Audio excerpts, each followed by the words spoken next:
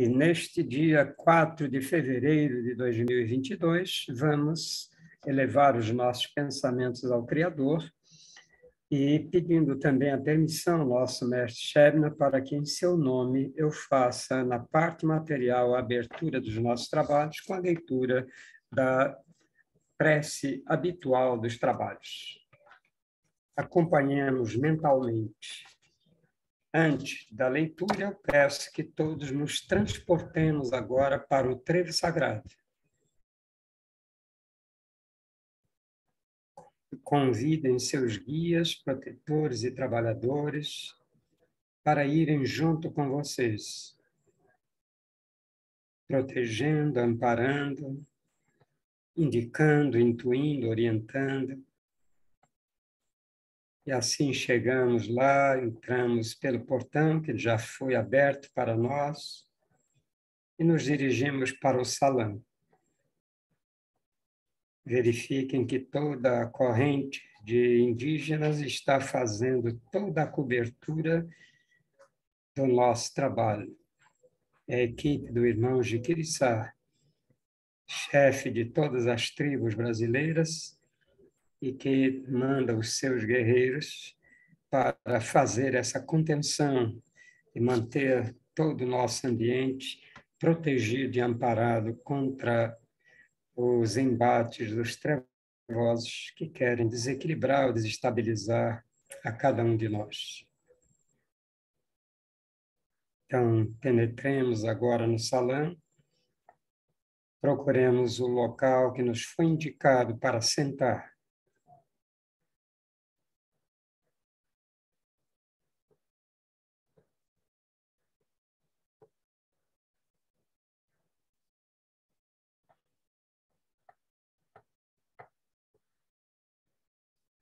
E agora eu vou fazer a leitura da prece, todos vocês a acompanhando mentalmente para dar toda a força que ela precisa para preparar a nossa egrégora de muito amor, muita luz e muita paz. Ó eterno e supremo Criador de todas as coisas existentes no reino universal, cujo poder suplanta todos os poderes, cuja força é a coluna que sustenta o grande e poderoso templo das leis.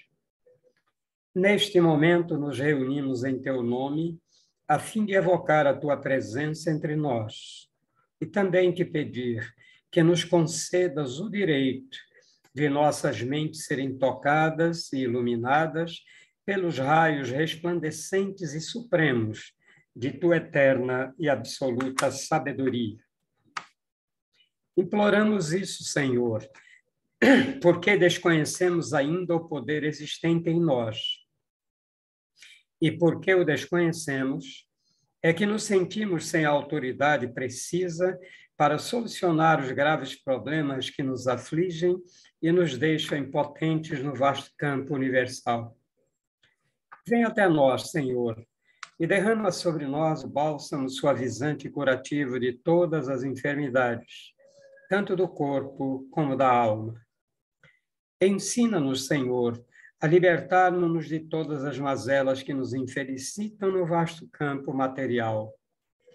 Toca as nossas frontes, a fim de que possamos melhor compreender as tuas leis e por elas nos regermos. Ilumina as nossas inteligências, as nossas consciências e as nossas razões, para que possamos caminhar sem tropeços nem quedas, no caminho que leva à tua eterna e absoluta majestade.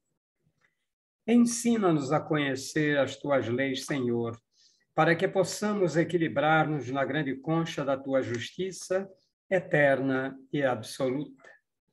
Tira dos nossos pensamentos e dos nossos corações, com teu absoluto poder, todos os sentimentos de ódio, de orgulho, de vaidade, de inveja, de egoísmo e de vingança.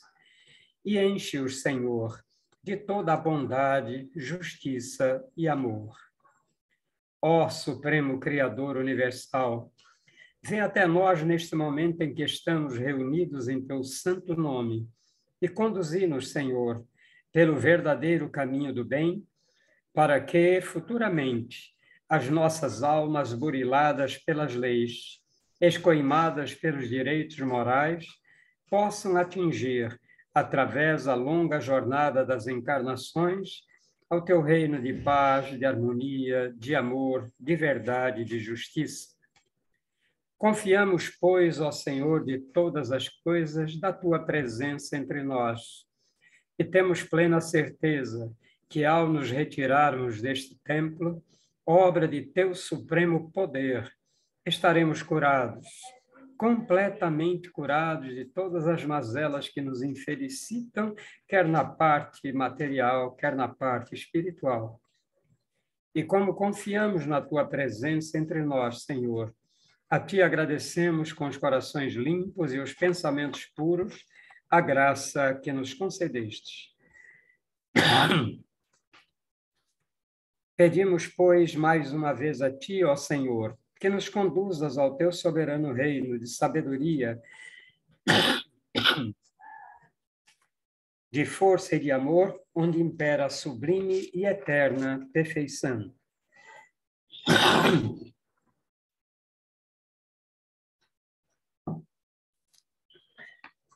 Que assim seja. E assim, em nome do grande arquiteto do universo, Deus Todo-Poderoso, estão abertos os trabalhos virtuais da loja exotérica CBDista, o Trevo Sagrado, subordinada ao culto secreto da Ordem Maçônica do Grande Círculo Branco, invocando neste momento a presença de nosso venerando Mestre Shebna, de toda a hierarquia espiritual que governa o Círculo Branco, da diretoria espiritual e astral do Trevo Sagrado, também os nossos guias, protetores, trabalhadores de todos os presentes, para que deem cobertura, amparo e proteção aos nossos trabalhos. Que eles se realizem na plenitude do amor e da paz. E assim, em nome de Deus, o grande arquiteto do universo, damos por abertos na parte material os nossos trabalhos desta noite.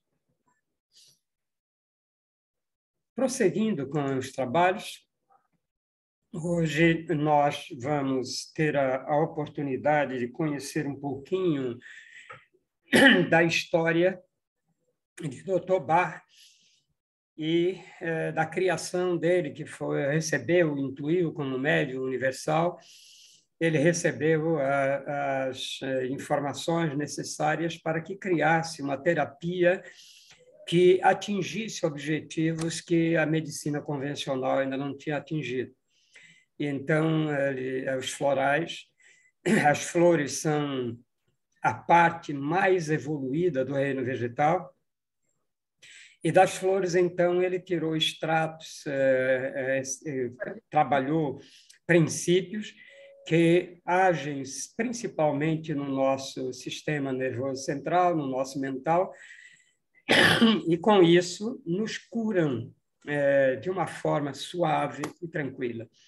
Então, nossa querida irmã Cecília vai nos trazer hoje essa informação. Boa noite, Cecília, seja bem-vinda.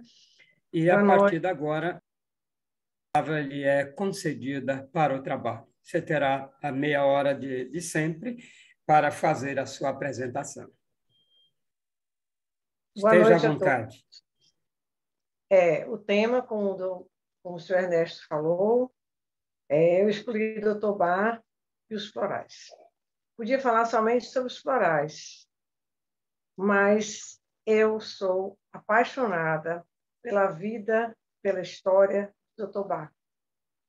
É impossível nós tomarmos um floral sem saber o que aconteceu antes na vida desse homem extraordinário. Para vocês que são espiritualistas, que são espiritualizados, vão entender muito bem. Quando eu falo de Dr. Bach, ele foi uma pessoa, foi um ser que se ofereceu para vir aqui à Terra, para ajudar a humanidade, com mais um sistema de cura. E que ele fazia questão que fosse natural. Ele foi um grande médium, e esse ser extraordinário, que eu vou falar um pouco dele antes de falar dos florais. Ele nasceu na Inglaterra, numa cidade do interior, o que possibilitou que ele tivesse com muito contato com a natureza e, desde cedo, mostrou uma grande sensibilidade à natureza, um amor extremo à natureza. Ele e a natureza eram um só. E também, desde cedo, já garotinho, ele pensava em ser médico, porque ele dizia que ele queria criar remédios que pudessem curar as pessoas. Porque ele nasceu em 1886, quando a medicina ainda não estava tão avançada quanto hoje, né? Ainda estava com um método ainda muito precário. E isso já na cabeça dele chamava a atenção de que ele queria ajudar a humanidade. E foi assim que ele realmente se tornou médico. E como médico, começando a trabalhar, já foi logo percebendo, junto aos pacientes, essa inquietação de que quantos ainda não tinham cura. O sofrimento, tudo isso, tocava muito ele, de tal forma que ele dizia que tinha que buscar alguma coisa que fosse um método simples de cura, porque ele batia muito nisso, ele não queria químico, ele era médico, usava alopatia, mas não estava satisfeito, e ele queria que encontrasse um método capaz, né, de promover a cura, como ele falou. E aí ele começou, como eu falei, com um médico patologista, não esteve satisfeito como patologista, ele foi ser bacteriologista. Como bacteriologista, ele já melhorou, porque ele fez uma descoberta. Ele não estudava muito, não, porque eu ia dizer estudava muito, não, ele disse que livro era só teoria, ele não queria teoria, ele queria trabalho de campo, junto com os pacientes. Era com o ser humano, junto do ser humano, que ele observava o comportamento, já desde cedo ele começava a observar o comportamento do paciente. Era por aí que ele via alguma coisa, como cada um reagia à doença, como cada um tinha uma forma de comportar. E como bacteriologista, ele descobriu, vou falar um pouquinho sobre isso, porque é importante para a gente ver como chegar até os florais e também a fama dele. Ele descobriu que nós temos bacilos nos intestinos que são venenosos, são tóxicos. E como tóxicos, eles são causadores de doenças. E hoje eles sabem disso, que inclusive ele chegou a escrever sobre o câncer e disse que o câncer estava muito ligado a essa toxicidade que acontece no nosso intestino. Então, ele aí, como bacteriologista, descobriu isso e, a partir daí, ele pôde fazer um medicamento chamado nosódios, que são conhecidos como os nosódios de Bach, que também eram as vacinas. Isso aí eram vacinas. Deixou ele muito contente, porque o meio médico, a partir daí, Dr. Bach explodiu na fama. O mundo inteiro ficou sabendo, claro que não como hoje, né? Que hoje existe a internet aí para poder, telefone, tantos meios que podem muito rapidamente mostrar, mas ele conseguia as correspondências, né? Porque ele se correspondia com médicos de todo o mundo. Ele já estava lá em Londres, eu me esqueci de dizer isso, ele estava famoso, muito famoso mesmo, e essa fama corria o mundo, os médicos todos o procuravam por causa dessas vacinas que o pessoal tomava e já ajudava bastante em muitas doenças, como ele gostaria que fosse assim. Mas ele ainda não estava satisfeito, ele dizia que tinha que ter um método simples, mais natural do que esse. E aí, um dia, como nada na vida dele foi por acaso, ele estava lendo o Organon. O Organon é como se fosse uma bíblia da homeopatia. E a homeopatia foi descoberta por Dr. Hahnemann. E então ele foi ler. E quando ele leu, ele disse: ai, quanta coisa que tem entre mim e ele em comum, porque Dr. Bach já pensava que a doença, a essa altura, depois de observar bem os pacientes, ele já estava percebendo que a doença não era algo do físico, mas algo que estava ligado com o temperamento do paciente. Algo que estava ligado também com as emoções, e não simplesmente com o físico, como se adoecesse naturalmente, não. E aí ele viu que Hahnemann também falava a mesma coisa, que tudo partia do paciente, que se devia tratar o paciente e não a doença. Ele, quando viu que tinha isso em comum com o Dr. Hahnemann, foi muito bom para ele, né? Que isso já deu um passo. Depois descobriu outra coisa em comum, sobre os bacilos do intestino. Só que o Dr. Hahnemann já tinha dividido em 7, já tinha descoberto 7 tipos de bacilos que causavam doenças e, através desses bacilos, também era possível fazer a cura. Foi daí que saiu a homeopatia também por esse estudo. Ele foi estudar homeopatia. Estudou homeopatia, foi médico homeopata, mas não foi muito aplicado como médico homeopata. Ele gostou mais de ler sobre Hahnemann do que a homeopatia. E aí ele continuava, né? Agora, ele era um homem extremamente dedicado às tarefas dele. Com características, era um homem entusiasmado, cheio de vitalidade, alegre, bem-humorado, feliz. Agora, para ele ser feliz, ele precisava do campo, ele precisava da sua liberdade, porque tem algo muito interessante. Num dia que ele estava no hospital e que o diretor passou para que todos trabalhassem em tempo integral, ele pediu demissão, porque ele disse que não aguentava um confinamento. Então, ele saiu mesmo e foi trabalhar, tinha consultório, ele tinha um consultório, e ele já fazia um atendimento aos pobres, onde ele não cobrava nada. O atendimento era feito dessa forma, né? Com tudo que ele sabia e com tudo também que ele estava descobrindo, como esses nosódios. Então, ele continuou com muita fama, como eu falei, estava famoso, atendia de um lado, atendia do outro, mas também criou um laboratório para ele. Todo o dinheiro que ele ganhava, ele ganhou muito. Ele ganhou muito bem, ele viveu muito bem. Ele não pôde ter uma vida muito boa, porque todo o dinheiro que ele gastava, ele colocava nesse laboratório. Equipamentos, e passou a ter médicos assistentes com ele para estudar, também trabalhar nessa parte dessas vacinas que as vacinas estavam fazendo sucesso. E a orientação tinha que vir dele, de Dr. Bach. E então, eu estou colocando aqui alguma coisa, tipo um roteiro, para eu não me perder, porque senão ele trabalhava muito, era muito dedicado, trabalhava dia e noite. E aí, nessas perdas de noite, o que aconteceu com ele? Ele adoeceu. Um dia ele desmaiou lá no laboratório, os médicos pegaram ele. Nessa história de pegar, viram que ele estava tão mal, ele estava inconsciente, foi necessário pedir permissão à família dele para ele passar por uma cirurgia de urgência. Essa cirurgia de urgência, quando abriram ele estava com um tumor já irreversível e que ele não tinha muito tempo de vida. Quando ele voltou a si da cirurgia, os médicos amigos disseram a ele: você só tem 3 meses de vida. Aí ele, muito fraco, deitado, daqui a pouco ele pensou: eu só tenho 3 meses de vida e ainda não completei o meu trabalho, peraí, eu vou fazer o seguinte, eu vou continuar trabalhando. Se eu só tenho 3 meses, é porque eu só tenho 3 meses para concluir algum trabalho aqui.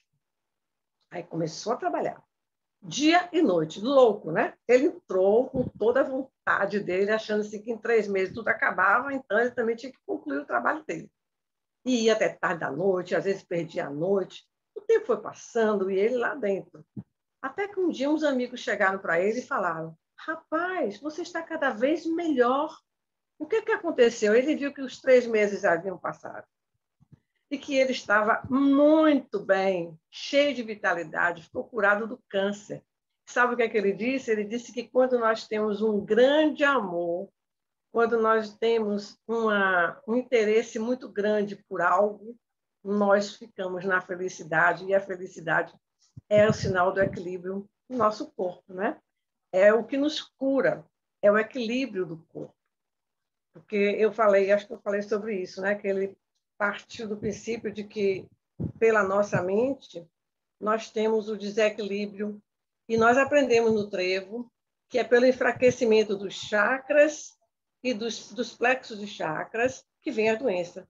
E como é que os plexos de chakras enfraquecem? Através dessas nossas emoções negativas, que são medo, raiva, ressentimentos, mágoas, irritação, impaciência. Ele foi catalogando tudo isso à medida que ele descobria um floral.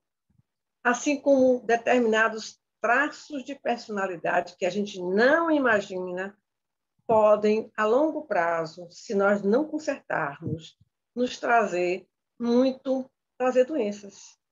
Por exemplo, uma pessoa ranzinza, essa pessoa vai ter saúde? Não pode uma pessoa ranzinza. Uma pessoa muito crítica, perfeccionista, muito exigente com ela mesma, muito exigente com os outros. Tudo isso leva ao desequilíbrio do todo, como ele disse. Todo o organismo passa a ficar desequilibrado por uma simples coisa. Vou dizer aqui uma coisa, vou abrir até um parêntese para vocês. Se não fosse o floral, eu não estaria aqui falando para vocês tão à vontade. Eu fui uma pessoa extremamente tímida, mas tímida mesmo, desde a infância até a fase adulta, na faculdade. Eu tinha dificuldade na faculdade para poder apresentar algum trabalho, eu tremia muito. E quantas oportunidades eu perdia para não poder falar, porque eu não conseguia falar. E aí fui trabalhar como professora. Na sala de aula eu me dava muito bem, fora da sala de aula não. E não conseguia conversar entre outras pessoas, não precisava falar em público somente, não. Conversar. Estar em algum aniversário, em alguma reunião, encontrava 3, 4 pessoas desconhecidas, eu não falava. Foi floral. O floral me transformou. Sim, eu vou dizer, não vou dizer a vocês que eu estou perfeita, não, que tem tantas coisas que eu preciso ainda melhorar na minha vida, mas isso aí, eu sou tão grata a Dr. Bar, porque não tem remédio para timidez, não, minha gente. Não tem, a não ser assim, talvez uma psicoterapia, mas eu fiz, e não foi pela psicoterapia que eu consegui. Foi através de muito floral para a timidez que eu tomei e que hoje eu estou aqui à vontade conversando com vocês de forma tranquila. Então, nós estamos ainda falando de Dr. Bar, né, que eu já cheguei para ele, já estamos naquela fase quase final, mas tem algo muito importante a falar com vocês, que também nada é por acaso. Quando eu disse que o Dr. Hahnemann, ele descobriu 7 tipos de bacilo no intestino, né? E a partir desses sete tipos de bacilos, ele pôde fazer medicamentos.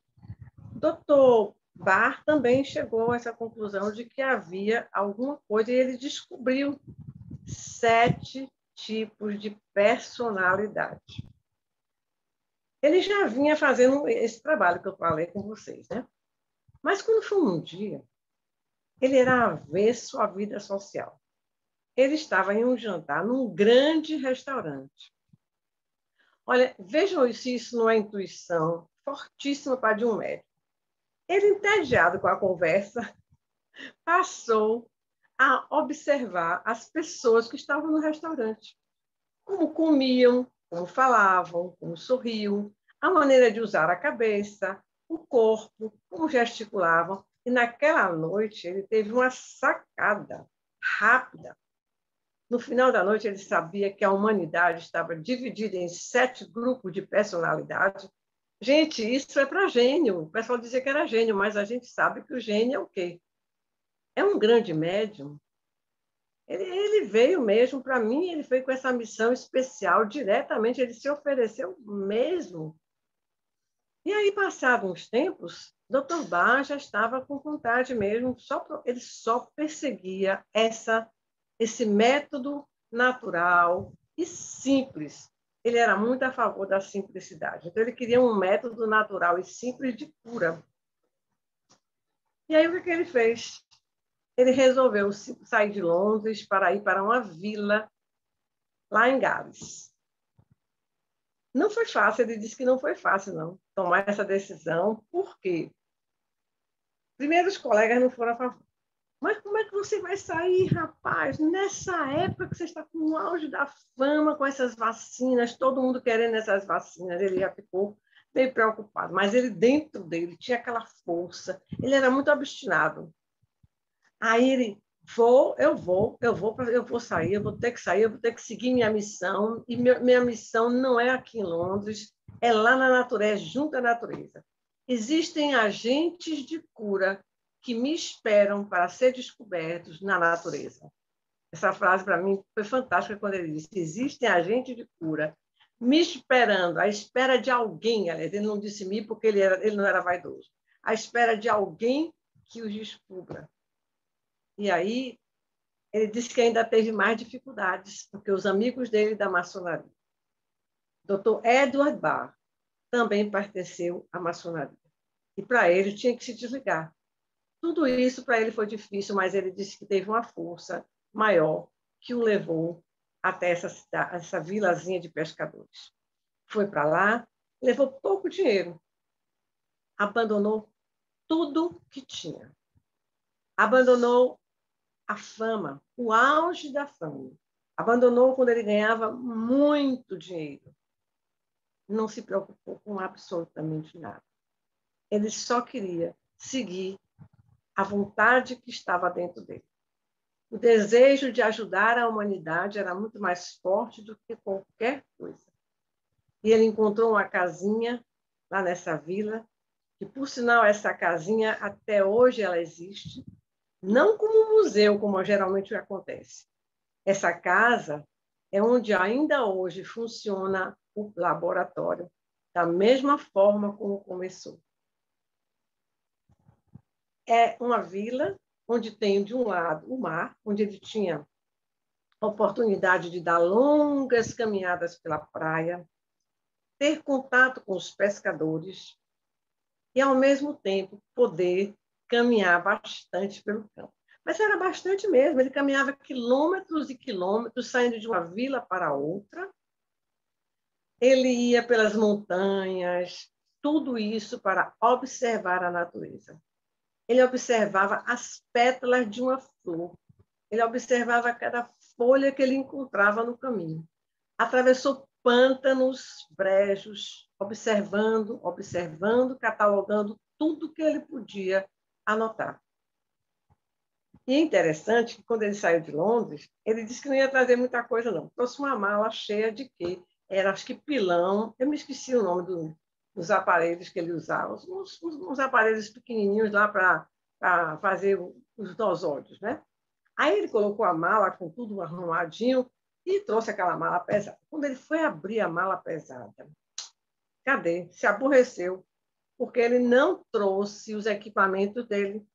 Ele trouxe uma mala de sapatos, botas, sapatos. Mas logo depois ele agradeceu a Deus, porque aqueles sapatos foram ótimos para as caminhadas longas que ele deu. Caminhou muito mesmo, caminhou bastante. E tomava banho de mar, se bronzeava durante um período. Se bronzeava, porque ali ele ia escrevendo tudo que ele anotava, tudo que ele percebia, ele ia catalogando tudo, né? Ao mesmo tempo, ele foi percebendo também que os sentidos dele iam se tornando cada vez mais sutis. E isso causou também um sofrimento a ele, que foi ele, quando ele percebia muito barulho, quando ele percebia em algum lugar multidão, alguma coisa assim, mais aglomeração, ele começava a suar como se ele fosse dar uma vertigem, passava mal, mas era porque ele estava com uma vibração muito alta e isso fazia com que aquela vibração baixa desse esse choque, né? E ele levava algum tempo para poder voltar e se adaptar àquela vibração baixa. Bom, nessa história toda, ali enquanto ele esteve nessa vila, ele chegou a 38 essências, ele catalogou as 38 essências, sendo que uma delas não é de flor, é da água do rio. É a rock water, que é água das pedras. Fantástico, né? Até isso ele foi. A sutilização dele dos sentidos foi extrema para ele chegar que a água também ele pudesse fazer uma essência, entre aspas, né, floral, porque não tem flor, mas essa é muito importante, essa é para aquelas pessoas duronas, sabe? Aquelas pessoas que chegam a ter o corpo rígido, porque ela é muito rígida consigo própria. Ela é o próprio algoz dela, o Rockwater. É para as pessoas também que acham assim que elas são o exemplo, que todo mundo está errado. Somente ela que está certa. Esse é o perfeito para essas pessoas. E aí ele foi, observou no final de tudo que tinha a ver mesmo com esses 7 grupos, como eu falei, e que essas 38 seriam suficientes para tudo, para todas essas personalidades. Por quê? Voltando que o desequilíbrio da personalidade e o desequilíbrio das emoções não são só as emoções, né? Como eu falei. Medo. Medo acaba com a pessoa. O medo, a tristeza, ser ranzinza, ser crítico. Tristeza, sim, a depressão mesmo traz muita tristeza. Existem diversos, existe um floral mesmo que é para uma depressão, que é quando a pessoa tem uma determinada hora, aquela tristeza muito forte, depois passa todos os dias. Então, existe um floral para isso. E eu quero chamar a atenção que o floral é a energia da planta. Em alguns casos, foi utilizado a folha, mas isso é menor, porque, de uma maneira geral, é a flor que é retirada num dia de sol, quando o sol está a pino, que tem que retirar, quando ela está com toda a sua concentração energética, colocar na água do rio, como ele colocava, num recipiente de vidro, deixava ali no sol, ela soltar na água toda aquela energia. A sua maior essência energética está ali. Fortíssima. Fortíssima, que não dá para a gente beber, não, senão vem aí algum efeito ruim para nós, de tão forte que é essa essência. A essência divina está contida na natureza, né? Para ele foi uma grande alegria essa descoberta, que ele fez a descoberta, sabe como? Através das gotas do orvalho. Ele juntava para poder ver o de cada planta que trazia para ele, cada gota. Então, teve muito. Ele sofreu porque, para catalogar tudo isso, antes de encontrar a flor, ele sofria. Ele tinha febre, tremores, dores, tristeza, tanta coisa, medo, tudo que passava. Sofreu muito, mas sempre muito animado em tudo. E aí, quando ele já estava no final, ele começou a ficar fraco. Aquela vitalidade dele, por ele ter trabalhado muito, por ter sofrido muito, fez com que ele já ficasse de cama. Mas ele disse, eu tenho ainda outro trabalho. Esse já foi concluído. Esse já está pronto. Mas eu tenho ainda outro trabalho a fazer. Só não sei se será aqui na Terra ou em outro plano. E assim, um mês após ele completar 50 anos, já na sua fraqueza, percebendo que ele estava passando para outro plano, como ele mesmo escreveu, a morte não existe. Apenas deixamos o corpo para passar para uma outra dimensão. Então, ele, na certeza de que ele ia para um outro trabalho, ele se despediu alegremente do corpo físico na madrugada, não me lembro agora de quando foi, de outubro de 1936. Ele nasceu em 1886 e se foi em 1936. Os florais começaram a ser descobertos em 1928 e até 1936 ele, acho que terminou por aí. Esses florais, eles têm, como eu falei, uma essência, a essência mãe, que fica em vidros grandes, ainda hoje lá em Londres, ou nessa cidadezinha, nessa mesma casa onde ele trabalhava com poucos funcionários, esses mesmos não morreram, ele tem ainda, continua lá na casa, tem gente tomando conta, que continua o trabalho dele do mesmo jeito que ele fez.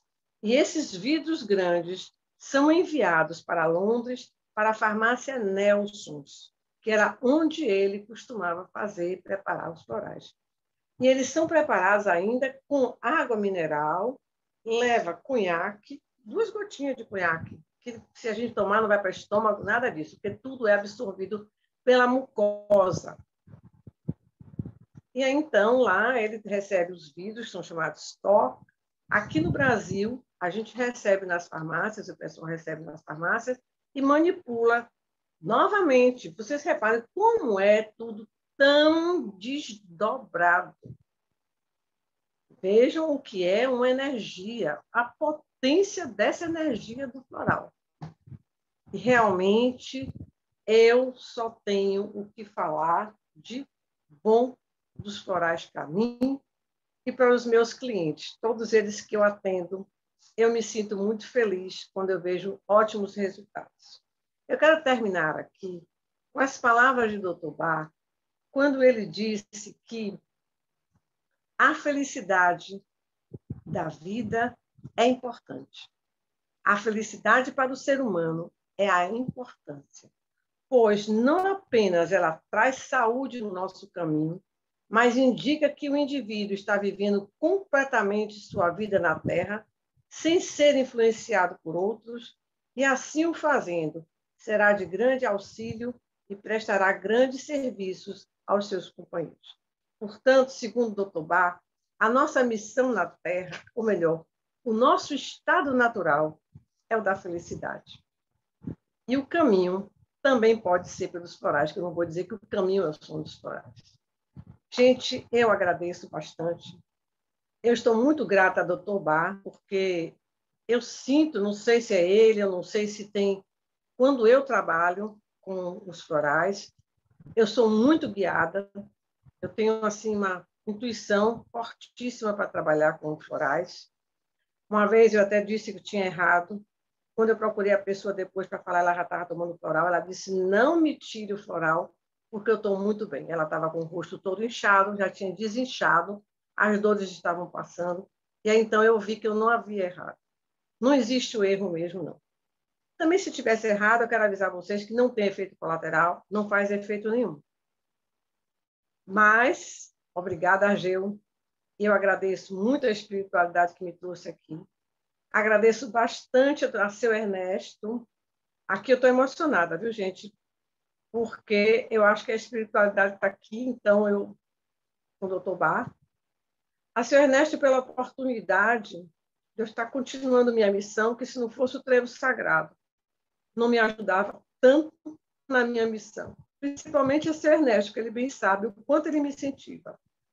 E a toda a espiritualidade da casa, desta casa sagrada, e a todos vocês que aqui agora estão assistindo, tiveram atenção, paciência e me incentivam para ser melhor a cada dia. Gratidão. Gratidão a você, Cecília, por mais essa contribuição valiosa.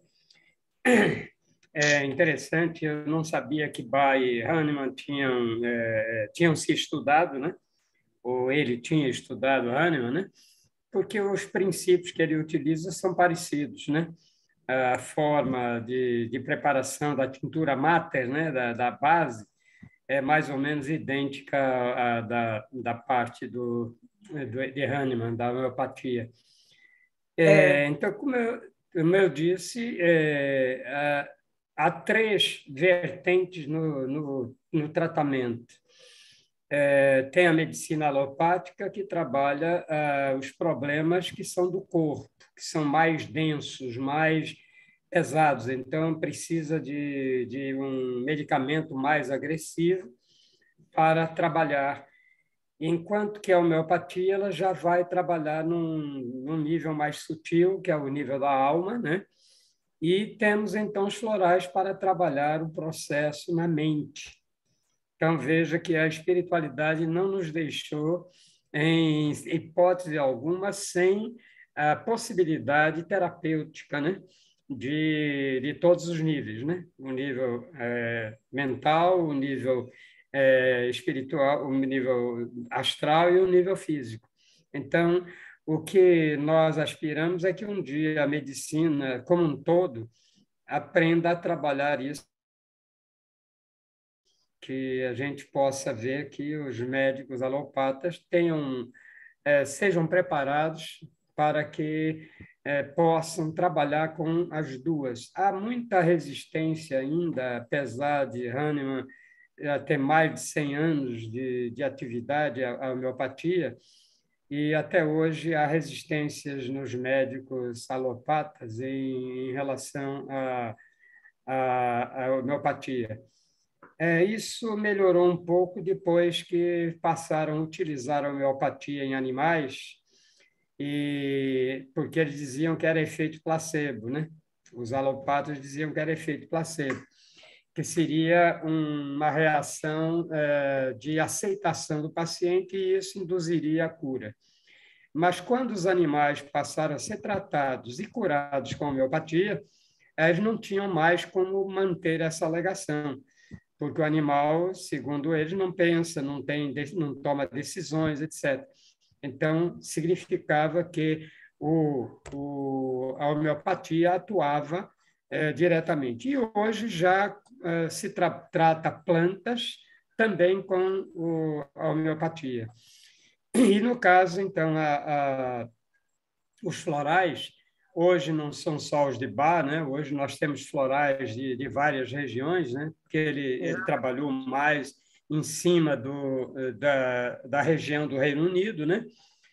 Com as espécies que ele convivia lá, mas hoje tem florais brasileiros, tem florais californianos, tem florais de toda parte, ou seja, começaram a pesquisar em cima do trabalho dele, começaram a investigar outras flores, outras plantas, e hoje nós temos florais de vários tipos.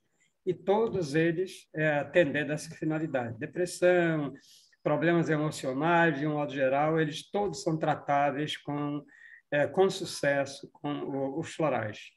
Então, eu já experimentei. A homeopatia eu uso há muitos anos e o floral também já tenho usado e posso atestar que realmente os efeitos são fantásticos. As pessoas dizem, mas demora muito. Não, não demora muito. Nem a homeopatia, nem o floral. Apenas precisa ser bem identificado. Precisa ser passado de acordo com o paciente. Esses remédios, eles são personalizados, Cecília. Eles dependem da avaliação do paciente, da sensibilidade do paciente, da personalidade do paciente, aí vai definir. Então, eu posso por isso, falar um eles têm pouquinho? Só um sucesso. pouquinho? Pode É o sim. seguinte, como o senhor falou agora, geralmente as pessoas que chegam para mim fazem assim, Cecília, é que eu quero um floral para ansiedade.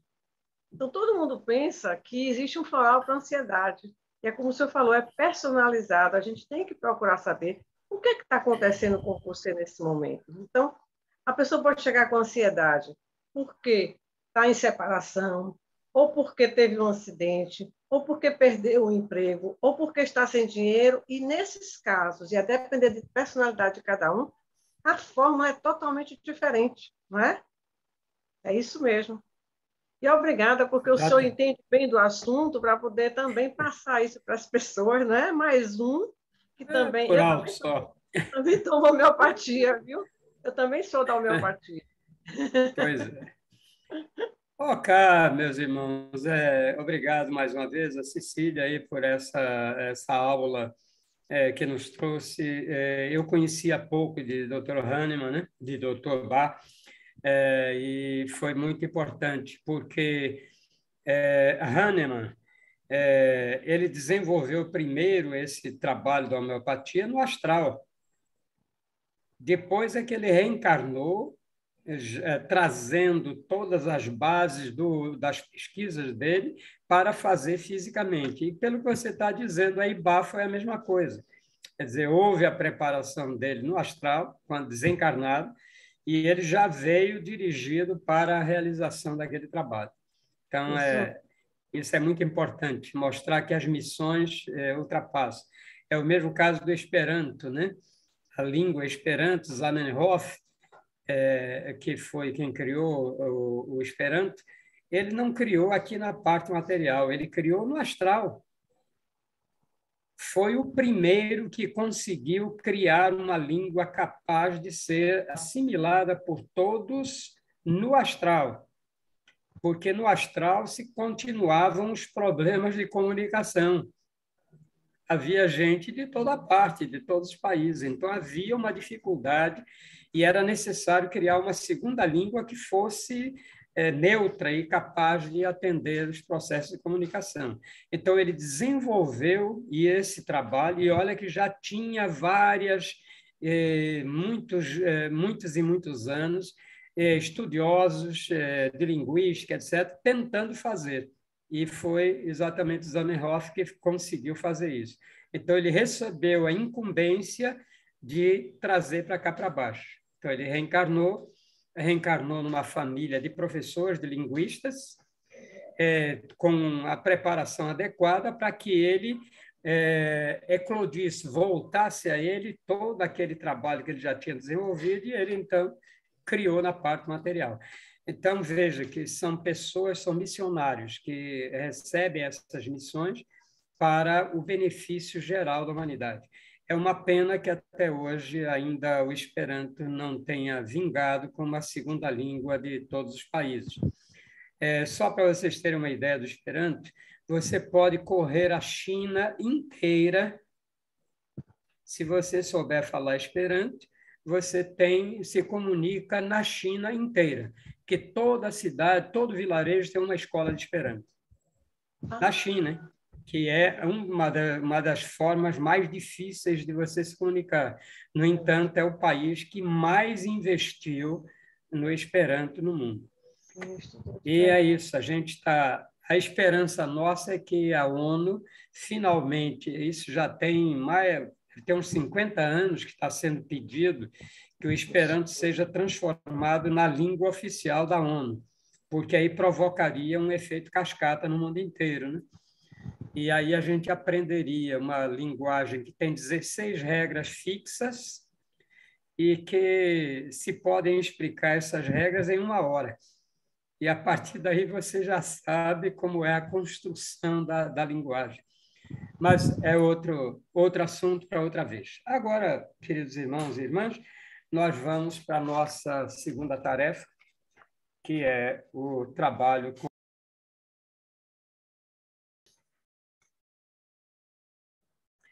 elevemos os nossos pensamentos mais uma vez ao Criador e vamos juntos fazer a prece de encerramento dos nossos trabalhos.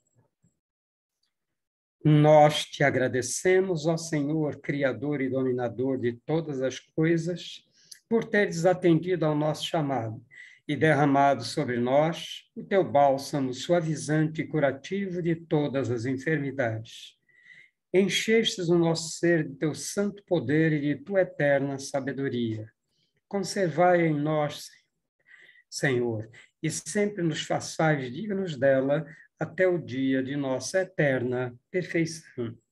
Que assim seja.